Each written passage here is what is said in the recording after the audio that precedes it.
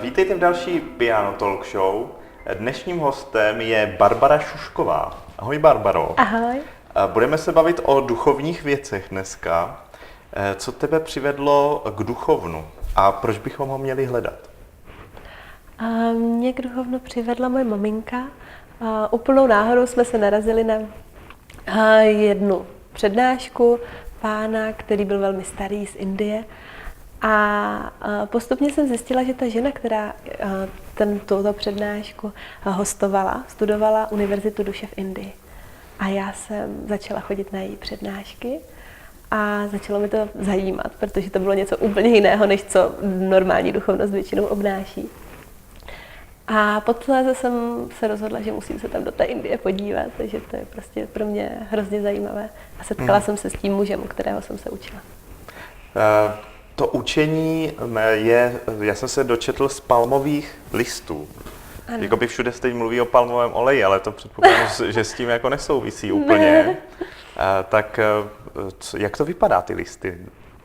Palmové listy je vlastně list normální, akorát je to asi takhle velké, hnědé, protože je to suchý palmový list. Mohlo by se to vypadat jak nějaká destička, akorát z listu. Na ní právě bylo úplně malinkým písmem napsaný v telugu, což byl prapůvodní jazyk. Něco mezi sanskrtem a telugu. A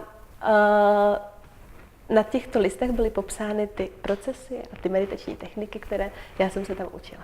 Mm-hmm. Tak a ty jsi teda jela do Indie, tam jsi přečetla ty palmové listy a pak si přijela zpátky a vymyslela si svůj projekt.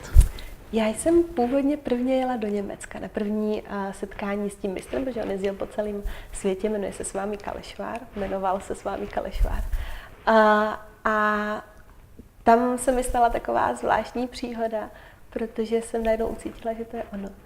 A zavřela jsem oči, jak většinou zavřete člověk očima černo, že nic není kde. A já jsem uviděla obrovský bílý světlo, prostě žlutý, pro mě obrovský zážitek v té chvíli. A on mi řekl, ty přijedeš do Indie z těch všech lidí. Mm-hmm. A já, ne, díky, opravdu ne. To jako já a Indie to určitě ne. No a už jsem se ani nenadála, z nějakého půl roku jsem neseděla v letadle do Indie. No a on to dělal tak, že dělal obrovské programy, ze začátku teda tam bylo méně lidí, posléze už jako to jsou tisíce lidí. A já jsem prošla nespočetejtími programy, kdy on vlastně, já neumím telugu, ani sanskrt popravdě, ale učila jsem se to, co on říkal, že tam je. V čem jakoby ty techniky meditační můžou lidem pomoct? Nebo pomáháš teda lidem nějakým způsobem si osvojit, předpokládám, ty meditační techniky a co jim teda můžou přinést? Vytvořila jsem vlastně systém, ucelený koncept vlastně toho, co tam bylo napsané, protože ty palmové listy jsou asi 3000 let staré, podle expertíz. A v té době lidé žili trošku jinak, než žijí teď. A věděli mnohem větší moudrost, než víme my teď. A měli stejné problémy, jako máme my teď, jako v principech? A asi proto ano, je protože řešili? To neuvěřitelně sedí a všem lidem to velmi pomáhá. Takže ano. Ty meditační techniky mi můžou jako řešit, nebo v čem mi můžou pomoct? Třeba v prvním semestru té univerzity my řešíme děláme proces 5 elementů. A on vyrovnává 5 elementů kolem nás. To znamená, že když je třeba člověk má problémy se zemí, tak mu chybí štěstí, pocit míru, klidu, nemá třeba bohatství v životě, prosperitu. Takže tenhle ten element je tímhle způsobem pročistí.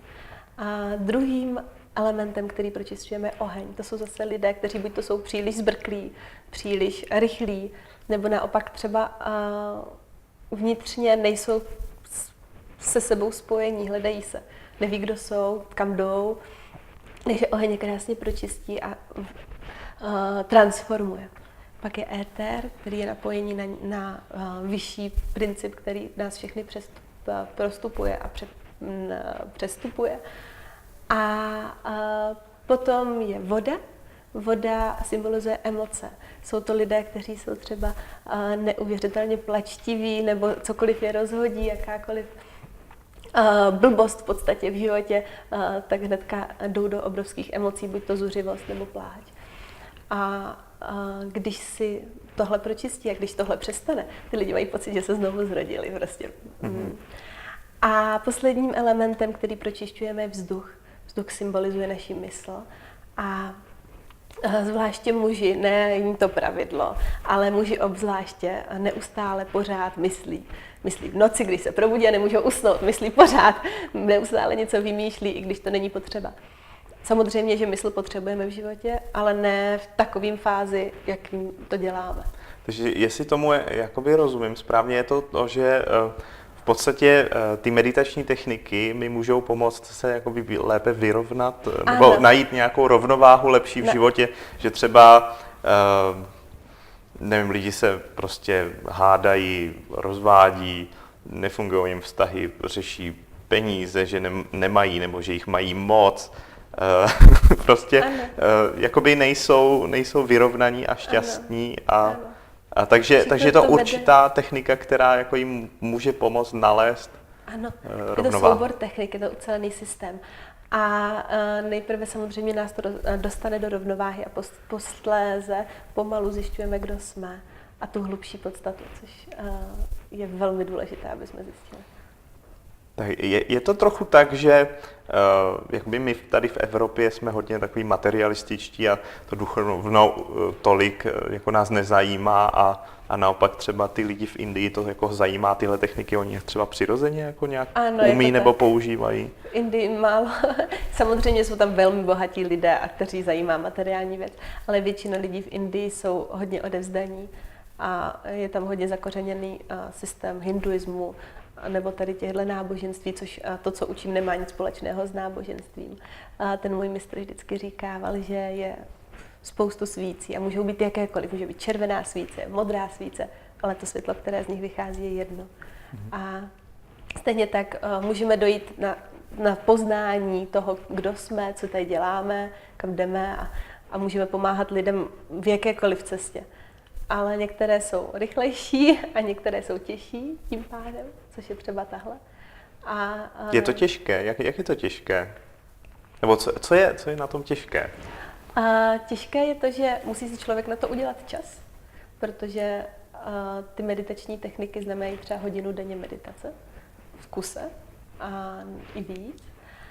A také znamená to, že to, co si člověk odžije třeba za 10 let, si tady na té cestě odžije během roku. Taková je cesta rychlá a transformační. V jakém smyslu si to asi odžije? Odžije, najednou se začnou dít věci, já nevím proč, opravdu nechápu, jak to funguje přesně. Jakým způsobem ty kurzy probíhají? Já jsem se dočetl, že je to online. Jak lze jakoby dělat duchovní věci takhle online? Vlastně ten systém je dělaný tak, že máme online semináře, kdy já vykládám, co je země, co je oheň, tak jak jsem teďka třeba trošičku nastínila. A potom, jelikož třeba teď v prvním semestru je 12 studentů, oni si mezi sebou baví v diskuzi, pomáhají si. Samozřejmě kdykoliv se mě můžou na cokoliv zeptat, konzultovat se mnou, což je velmi unikátní věc, málo který učitel dává sebe, tak si mě vemte. A máme také zážitková setkání v rámci té skupiny. To znamená, že třeba dochází k určitým léčením v průběhu těch zážitkových setkání, nebo také máme nějaké malé semináře, nebo si tak jenom vykládáme, protože lidé strašně chcou sdílet ty novinky ze života, co se jim teda novýho stalo a jak je to teda jiné teď najednou. A také samozřejmě tam najdete sekci články, kde dávám další střípky toho učení. Postupně z těch střípků tvoříme vlastně krásnou mozaiku, která na konci toho semestru najednou přijde ten aha efekt, tak jo, tak teď mě to došlo do hloubky. Plus třeba audio nahrávky různých příběhů a takhle. Dobře, takže pokud hledáte duchovní věci, vědění a máte třeba nějaké šrámy na duši, které byste potřebovali zhojit a nevíte jak, tak se obraťte na Barbaru Šuškovou. Děkuji za rozhovor. Taky děkuji.